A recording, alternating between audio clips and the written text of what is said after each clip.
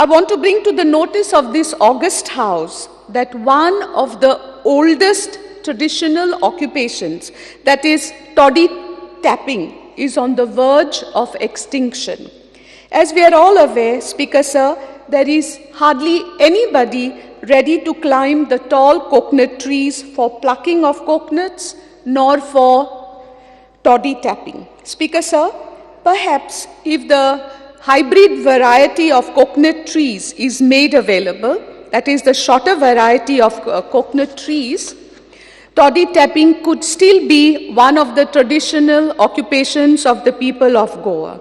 Speaker Sir, with toddy tapping at a halt, there are many members of the community that are left without a source of earning.